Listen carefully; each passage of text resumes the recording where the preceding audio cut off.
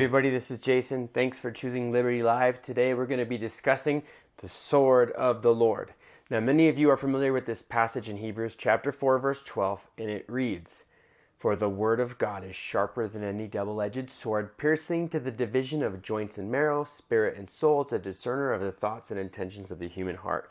It's an amazing verse talking about the dynamic capabilities of the Word of God, how it is able to set asunder even deep and hidden things, which can cause confusion in many people to the lack thereof. In other words, without the Word of God, many things are not clarified, many things are not set asunder or divided to look at them in their proper category. But the main part of this verse I want to focus on is a double-edged sword. What's a double-edged sword, and what is the hidden meaning, or is there a hidden meaning? Okay, well, many of you have this at your house. Yeah. This is from downstairs. This is a regular set of kitchen knives, and I want to show you a point here. With every knife that I'll grab, there's a serrated steak knife, it's called. These typically line the table, serrated steak knife. And remember, serrated actually has little concave interconnected points to tear through the meat. This is the challah knife for bread. It's also serrated, but they are the points are further apart. And this is a 8-inch chef's knife for chefs to do chopping. Let's see here. This is to do chopping, on the cutting board, slicing, big cuts through cheese and stuff like this. But do you notice on all of these knives, the most famous two in any kitchen, the serrated knife is only serrated on one side, not on the top. And the chef's knife is sharp on the bottom, not on the top. It's a single-edged knife, or if that was in a long blade, it would be called a single-edged sword. I'll give you another example here. These are very famous. Matter of fact, through the New Testament and Old Testament periods, throughout the Korbanot, drawing near to God, the sacrificial system and its processes had these called chalif.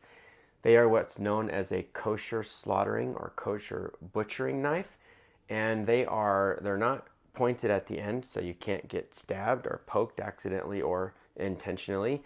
And they're not sharp on the top at all, so you could never get cut. However, the bottom is razor sharp. And this is to execute kosher and kosher slaughtering, kosher butchering without tearing or ripping, but just like surgery requires the highest level of surgical steel. It's not only hygienic and antimicrobial in their processes, but it's also sterilized, and it has a single edge. This is a knife, my Benchmade knife, and it also has one side. This is a titanium blade, and it has no edge on the top, but it's very sharp. I'm sorry, I said titanium blade. It has titanium handle. The blade is S90V,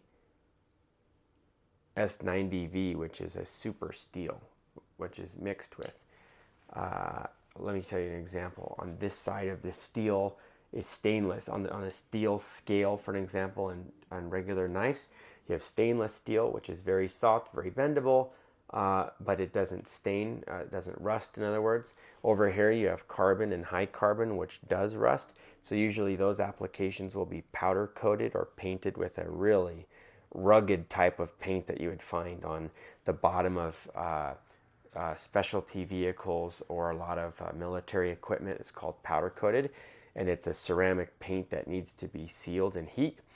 Anyway, they do that so it doesn't rust on the whole blade, but not on the bottom part. So in other words, this would all be black except for the metal part of the bottom. If you've ever seen a black knife, that's typically the reason. Of course, now they do it for vanity, but it starts originally with a function and a purpose. And of course, these are old, we made a video about this, flint. These are flint knives made out of obsidian, the same material we found in the Native American arrowheads, but we learned in the video flint that these were not limited to the Native Americans and their use.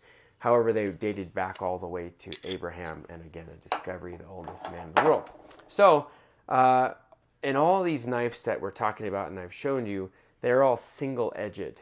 and I wanted to talk about a double-edged sword. There's scriptures about the sword of the Lord and the sword of Gideon, that in the Garden of Eden, God gave the cherub a sword with fire, a flaming sword, to guard the Garden of Eden. And we know that when Jesus Christ comes back, he comes back when his word is a double-edged sword.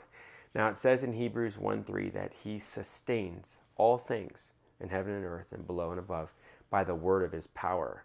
And it also says the word of God, remember in Hebrews, is a double-edged, sharper than a double-edged sword.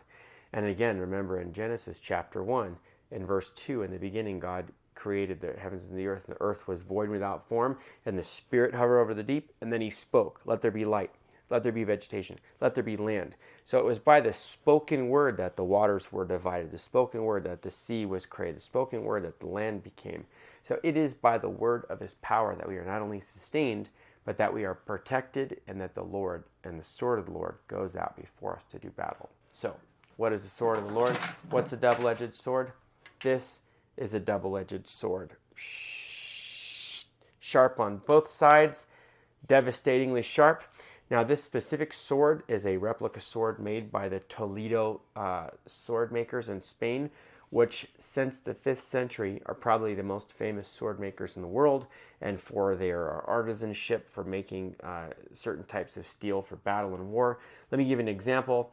If a sword is a replica sword, something like this, you would try to cut, like one guy bought a replica sword one time from a knife store, and he went out to a junkyard, and he went to war, and he tried to cut a couch in half, and the sword broke, so he went to get his money back, and the guy said, dude, it's a sword to hang on your wall. It's not a high carbon sword. He said, well, what's a high carbon sword? A sword that's high carbon is an example of a sword that in battle, if I used my stainless steel sword and the guy had a high carbon sword, he would cut my stainless steel sword in half. It could cut through a car door. I mean, this stuff in the higher level than high carbon is carbide, which is on many tool applications, and it's very expensive. It is the hardest metal in the world. But anyway, this is a replica of the Sword of Solomon. It has the Magen David, the six-pointed star, the Star of David. And here it has a cherub on each side. And here it has the Ark of the Covenant. And of course, here another Star of David. And then this would be some type of, there's more cherubs here.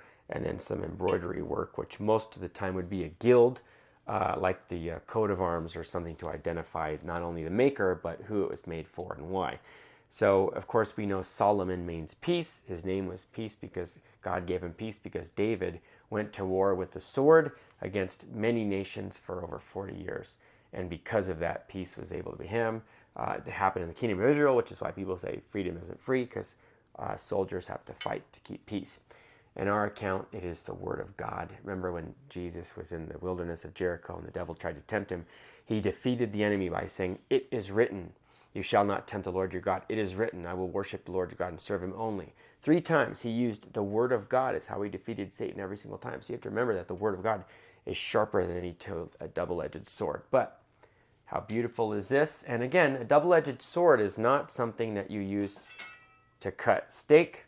It's not something you use to cut more steak or tofu. It's not something you use to cut bread or challah. It's not something you use in old applications to cut through, to hunt buffalo or deer, or to go in old types of combat. It's not something you use to cut kosher doves, pigeons, or birds or chickens. It's not something you use to cut lambs and rams. By the way, those are the different sizes, small, medium, and large. And this is for heifers and steers or bulls, like the red heifer, the large knife. Remember, then you have the small knife. These were very famous in temple worship. They never performed one service without a kosher slaughter knife, okay? And, of course, the double-edged sword. Now, here, the double-edged sword, this is not a tool. It is only to destroy and to devastate. Now, let me tell you one more thing about this double-edged sword.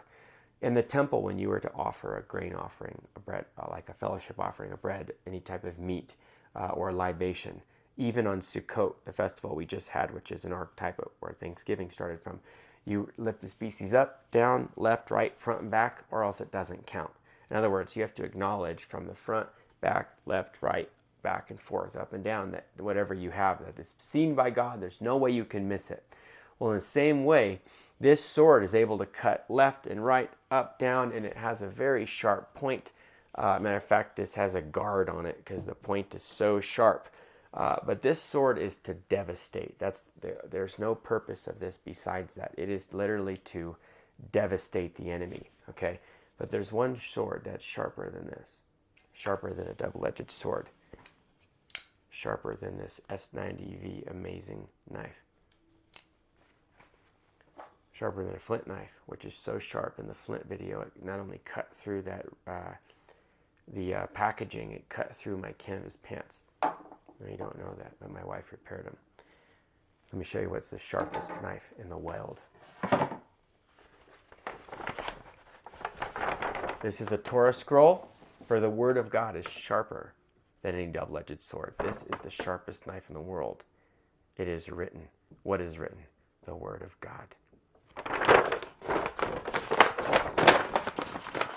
If you live by this sword, you will never die. Or how should I say? Those who live by the sword will die by the sword, but those who live by this sword will live forever.